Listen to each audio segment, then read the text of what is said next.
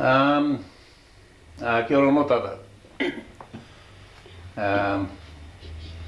Whakaotinga kōrero mo tēnei i ke kōroka mo te pohatu nei.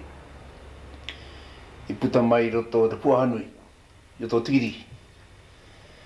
Ue te hoko tau e te rongo mai tēnei mai wakahuangera mo hoko tau tu wahi hara mai te pohatu kara i puta nei. Te putanga mai te pohatu nei, e tua te kai tapai haere te rori i takihana. E tua te putanga mai te pohatu nei, tūtuki i rongo. Tūtuki i rongo a ka puta te pohatu nei. Nā, te ahonera me hoki o rungo e te reo o tau iwi. Just outlining the finding of this black stone in front of us, in front of the camera here. By the way, this stone was found in the area of Tikitiki at the Puhanui on Tamihana Rogers property. How it been unearthed, they were cutting a track with a tractor, with the blade of the tractor, cutting a track to the to where the cemetery is, the Puhanui, and through the creek. The tractor hit, the blade of the tractor hit the stone. It was that big, I believe, uplifted the tractor, and the tractor landed in the creek and broke this piece off. Now, the local people in Rotorua rang me up, so I went through. They were a bit frightened to touch it, because the unusual stone to be found in that area. I went through, and I believe Takarua was there just before I got there. The Reverend Takarua, they had a bit of a church service. And when I saw it myself, I'd never seen it before in that area, because I was brought up there in Tikitiki. Now I know this area very well, and I couldn't understand how this sort of stone come to be in that area. Now, when I had a look at the place where this stone came out of, in there, the part where it came out of, it left a big impression there where the whole soil was loosened by the massive size of this stone. The remaining of this stone is still in the ground in that area. So to me, when I had a look at the impression of the ground where it had been disturbed, is so big, it is be impossible for manpower to lift the stone out if we dig it up, because it's that heavy. I mean, this piece they're looking at now in front of the camera is very, very heavy indeed. Now, when I brought the stone back from Tikitiki, I took it to the local museum here in Gisborne, and they had a look at it, and they couldn't give me a full information about this sort of stone, because it never been seen in this area at all, never before. I believe there's a few of these bits and pieces, I believe, on one of the islands just out of Auckland, but it's not the same as this. This is unreal, something new in this area, as far as I'm concerned anyway, never been seen before. Now,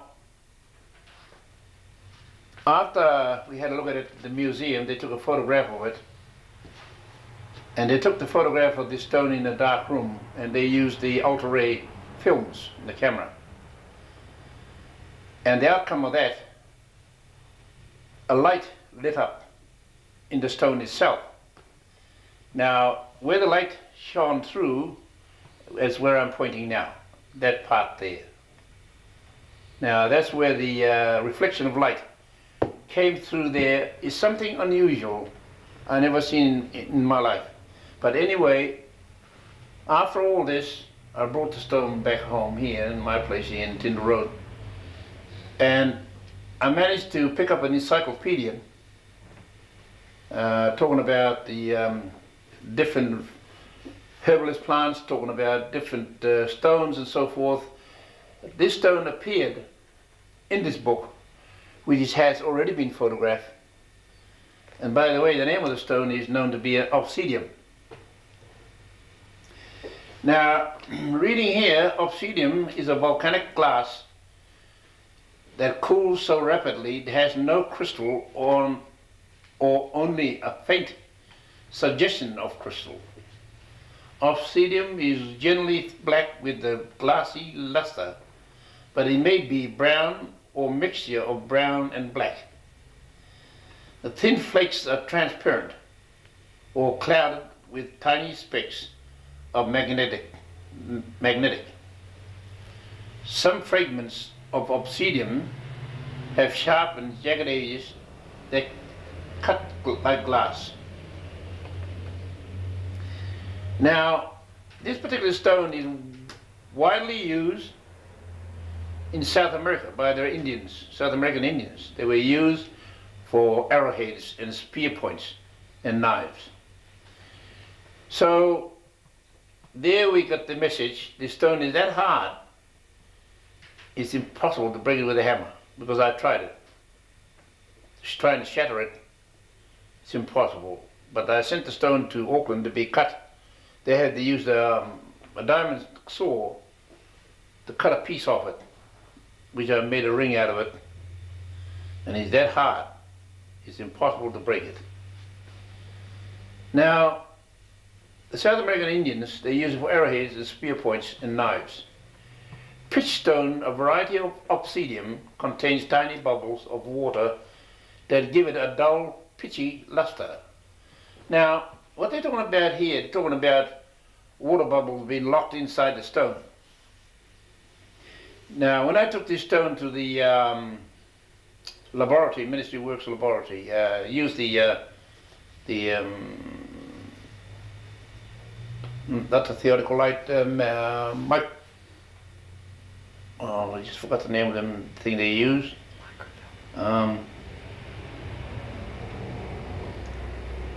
No, anyway, we use something like a telescope. Anyway, they use what they use for researchers. Anyway, we had to look through the stone, and the stone came alive. You've got to have a very powerful glass or camera or something to be able to pick it up. And that's what they were talking about, airlock, water and so forth, is locked inside. That's what you can see moving around inside the stone. It's a bit frightening to look at it when you first see it. It is very, very frightening, because you can see it moving around like a light inside the stone itself. So this is the report of this stone, and continue with what's written here in the encyclopedia. If crystals have just begun to form radial clusters, the rock is called some snowflake obsidian. What they mean by that, I don't know, but anyway, the snowflake obsidian, as they say here. When large crystals, phenocryst of feldspar or quartz are found, the rock is known as vitrophyre. These crystals apparently grew before the cooling magma rose to the surface and escaped as lava. The fluid hardened quickly into glass with the crystal still embedded. Obsidian is found wherever there have been a great lava flows. The Yellowstone National Park, Wyoming, United States, has splendid example. Varieties are also found in Japan, Iceland, and Mexico and Italy, and many other places in Europe and Africa.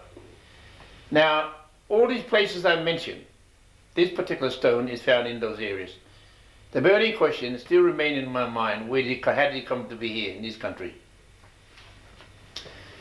And also being put through microdotting, believed to be over 4 million years old. So therefore, it's a very, very valuable historical stone. It's never been seen by man, because it's a stone which I think you can't quarry it. It's Mother Nature that pushed it out. Impossible to be able to go and dig it. But to find this particular stone in this area of Tikitiki around the East Coast, and the remaining stone is still there today. I know exact spot where it is. I was thinking about getting the front end loader and dig it up and try and bring it up to the surface. It'd be very, very valuable.